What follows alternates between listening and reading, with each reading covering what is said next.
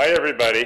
I used to be a Canadian federal regulator, and I also sit on the board of the American Registry of Internet Numbers, and have done a bunch of things over the time in the internet world, and had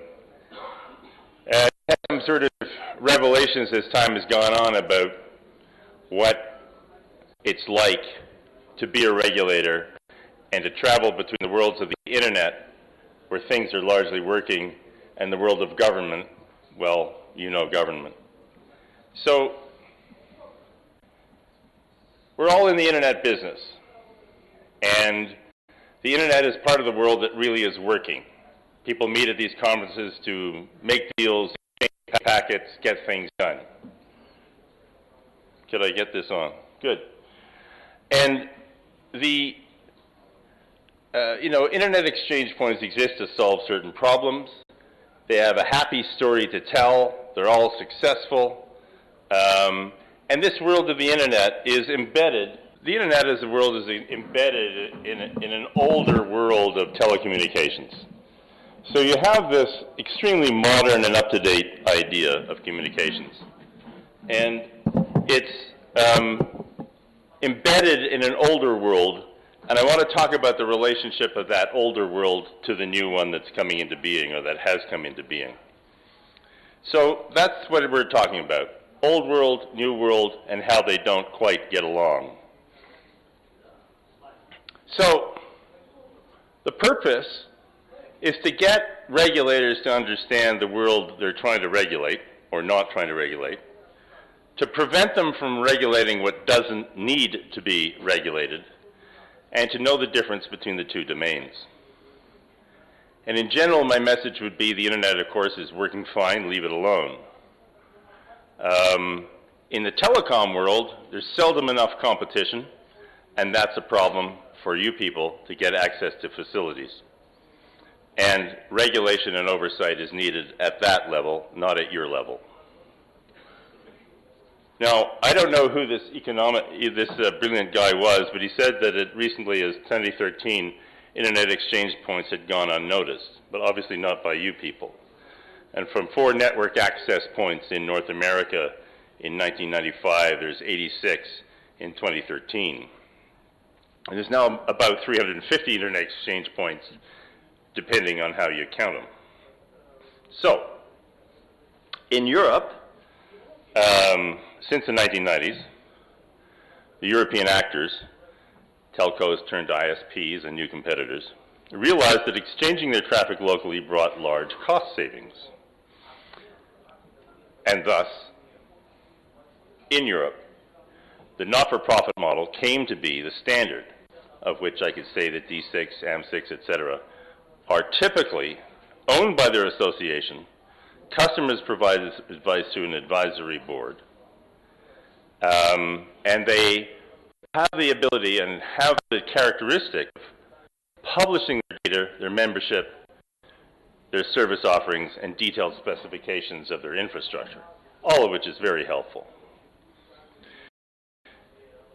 An internet exchange point is defined by AM6 as a network infrastructure with the purpose to facilitate the exchange of internet traffic between autonomous systems and operating below layer 3. The number of autonomous systems connected should be at least 3, and thus there must be a clear and open policy for others to join. These things are all well known to you, and the vast majority of them use an Ethernet switching fabric. I don't think it's sufficiently realized how successful this model of communication has been. Maybe because you're fish and you live in the ocean, you don't see the water. But compared to the older system of telecommunications, this model of communication has been extremely successful, indeed revolutionary. A 2013 study by the OECD found that the internet has allowed the prices for connectivity to be 5 orders of magnitude cheaper than what it is for a telephone. TDM here means time division multiplexing, which is the old telephone system has allowed 5 orders of magnitude of improvement over the costs of the older system. And guess what?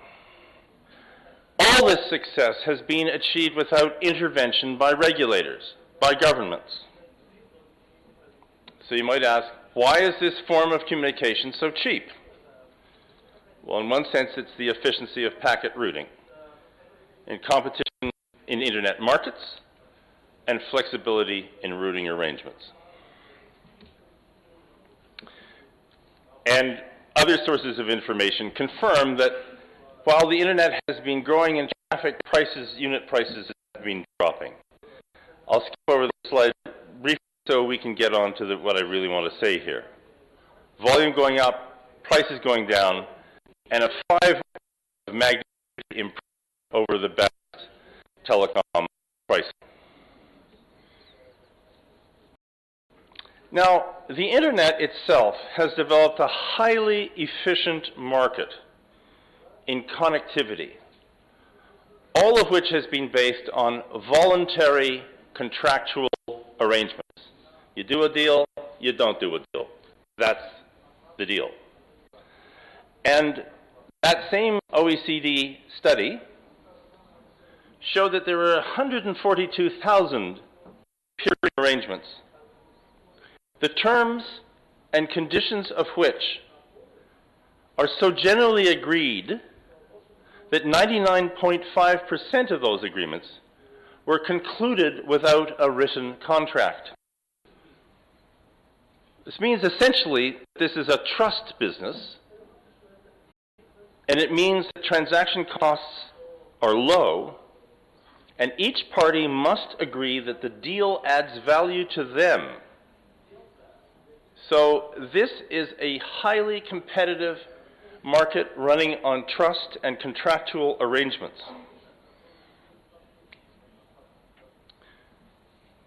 This slide simply says the same thing. Participants are free to decline to do business. And the ability not to deal with people disciplines the market. You don't deal with bad actors. You don't deal with people you don't like. You make deals with people you like and trust. It's that simple. Alternative routes are frequently available, and market power of any player is limited. No one is obliged to interconnect. And no regulator needs to promote competition at this level of the protocol stack in these markets.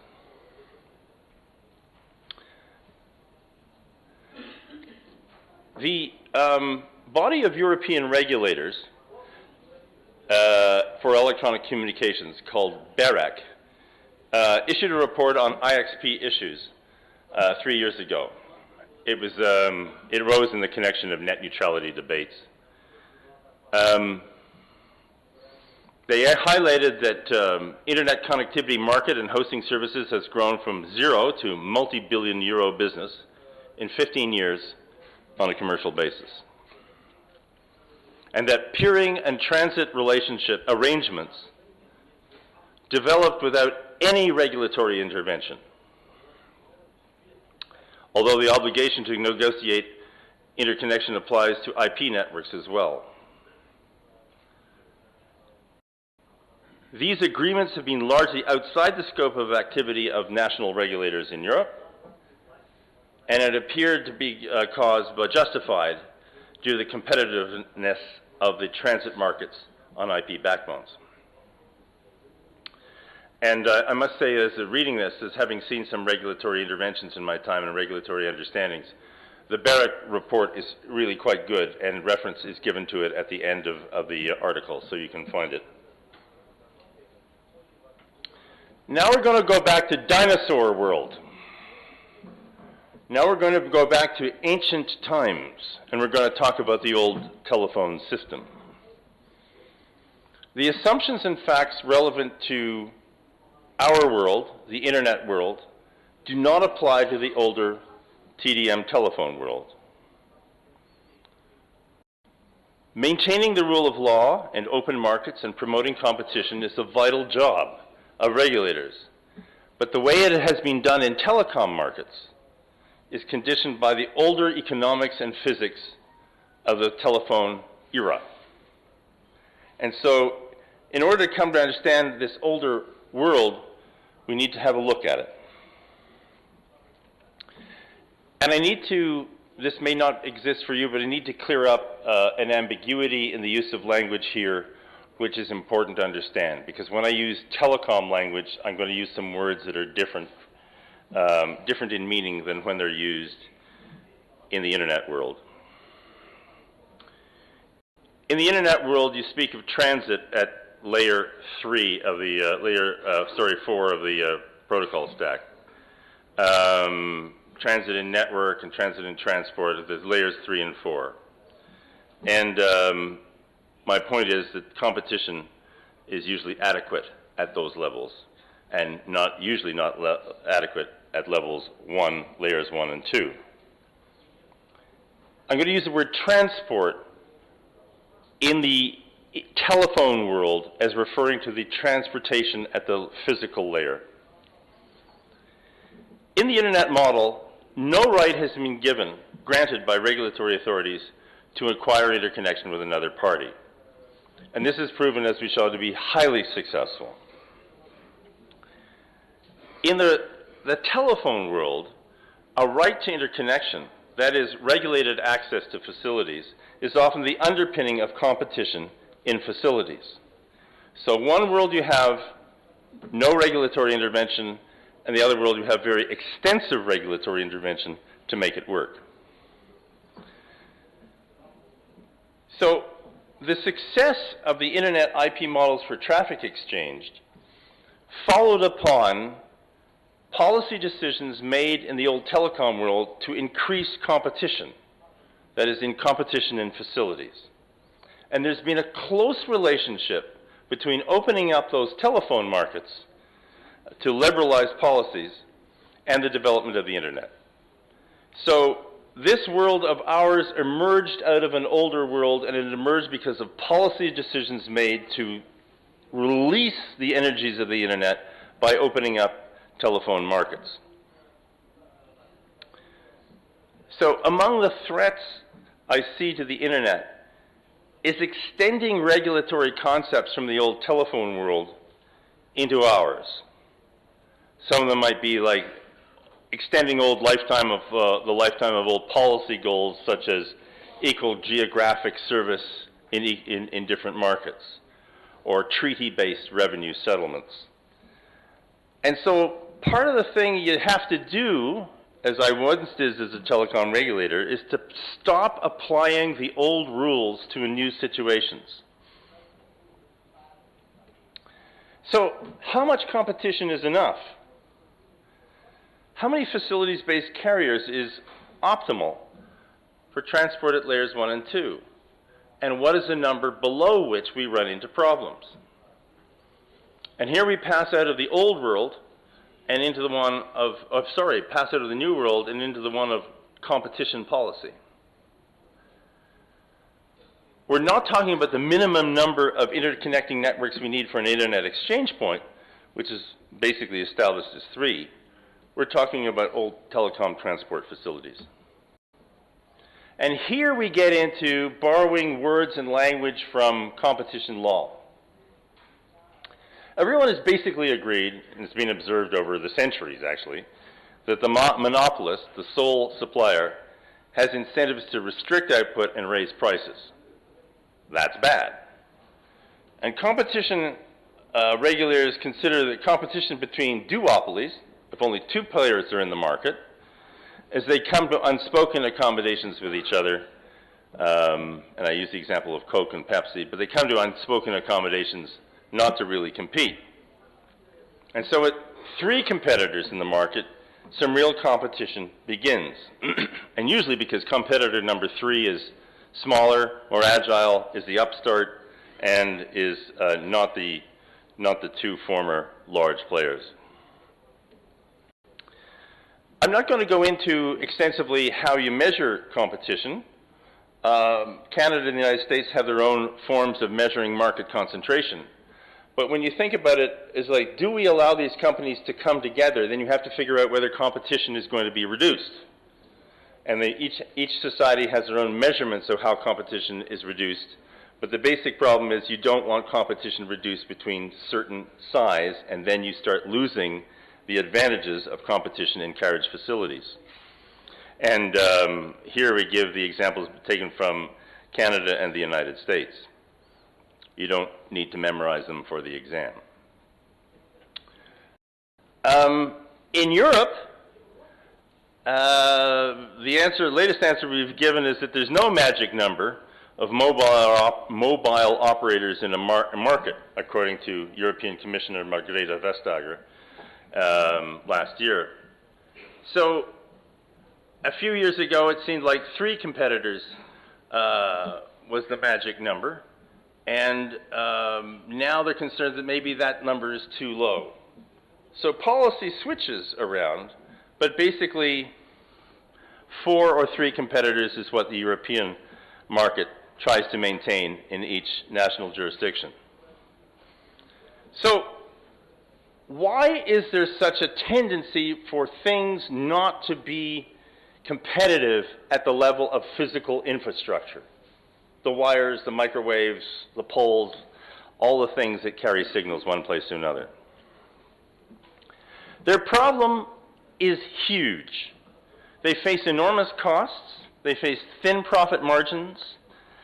Customers are disintermediating, meaning bye-bye telephone system, I'll take up Skype or some substitute. And new business models are constantly coming up at the applications layer to move money around, away from them. Remember that in the old phone system, the service was, the infrastructure was the product, and that was how they got the money from the user to their infrastructure. With the internet and the breaking up of these layers, they've got a problem because the money's being made at the applications, not at the infrastructure layer. And the sad fact is that there's no fixed answer to the problem of how many competitors are necessary at the physical layer, at the layer of actual machines and networks that carry signals. So, in the end, the best answer that people can come up with to the problem of competition at this level is that at least three transport providers with facilities and services is about as good as it gets. The practical limitations, such as capital investments, tend to limit the number of carriers, and more would be desirable.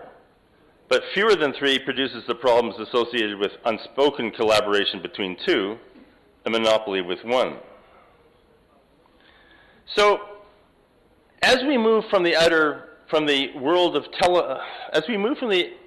era of internet back into the older dinosaurs of physical infrastructure, the problem for regulators is to perceive the difference and not mess up working markets and not interfere at one market, whereas they need to constantly be concerned with the level of competition in the telecoms market. The decision of societies to break up their telephone monopolies and introduce physical competitors at the physical layers, has been highly successful and has been the basis of the success of the internet. Insufficient competition in facilities keeps transport prices high and retards the spread of the internet. Another policy that retards the spread of the internet is requiring players to hold government licenses and restricting them. And this is another bad policy that is undertaken in certain parts of the world. So, finding the right number of transport carriers at layers 1 and 2 is not an easy task, and countervailing pressures favor mergers of carriers. So, I guess what I'm trying to say is, when you're a telecom regulator, you need to be extremely mindful not to mess up a market which is working extremely efficiently and well to lower transport costs by 5 orders of magnitude. Whereas when you're dealing with telecom, you're in a constant battle between the economics and physics of the transport of things and how many competitors can actually exist in those markets. And that is where, there's a need to intervene to try to sustain a competition that makes the internet work. And so the job for the regulators is, in one sense, to know where to lay off, and at another level, to know where they need to apply themselves to the difficult task of maintaining competition at the physical layers. And that, folks, is my message today, and I thank you for your attention. And if anyone has a question, I shall be delighted to try to answer it. Don't all speak at once. Sir. Mr. Lamb. Alexander. Hello, I'm not Mr. Lamb, I'm Alexander Savnin. So, from Russia. So, I have a little questions. A little question. You are representing one company, a well-known IPv6 provider in the world. Yes. And I know that your company is not providing the really full transit. Because one of the big other American companies refuses to have peering with you. And then your customers have problems, that company customers has problems, and this issue is not regulated anyhow. So maybe regulations for internet is needed?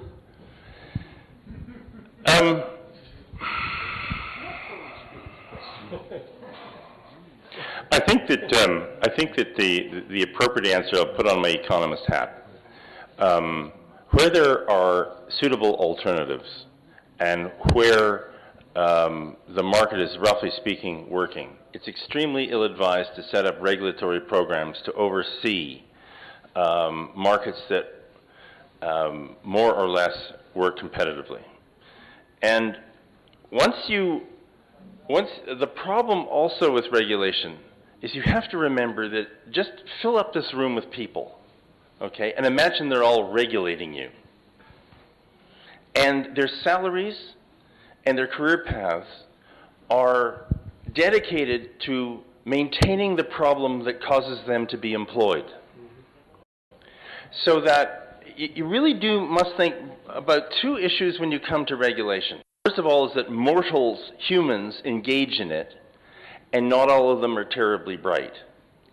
And that sometimes it's appropriate, even if a market is imperfect, to endure some imperfections of the market as long as you can root around it or make other deals, than to try to solve it through, thou shalt have your price approved by me, because I don't have the wisdom. And even if I had all of you as my staff, we still don't have the wisdom to set prices appropriately. Whereas if you people are left to set your prices appropriately, you guys discipline the bad actors. I'm not sure exactly how you do it, but I am told you do. And you guys know how to solve your problems without government intervention. So there's not merely a question of limited knowledge of regulators. There's the problem of also sustained that might go away in time. The market may not have a solution this month for your problem, even by next January. But generally speaking, if it's really a competitive market, by next August, there'll be a competitor ready to deal more fairly or efficiently with you. And so I hope I'm answering your question, but I can only come at it with my own experience, is that one wants to be very careful about extending regulation where it should not be. Well, my question actually based not on this issue between American companies, but in Russia we have regulator who mostly watches that you are filtering illicit or illegal content, or sees that you are using only certified network equipment. But there were also some cases of about inappropriate filtering of the whole autonomous system numbers and prefixes and something like. So connections between Russia was rushed. And when the actors were asked the regulator to help to restore connectivity between different operators, regulators say, oh no, I'm not authorized. I'm not even authorized to ask questions like this. Well, this is the problem I'm trying to say for regulators, is that for me, in my understanding, you're trying, I leave aside all issues of national content regulation to the side.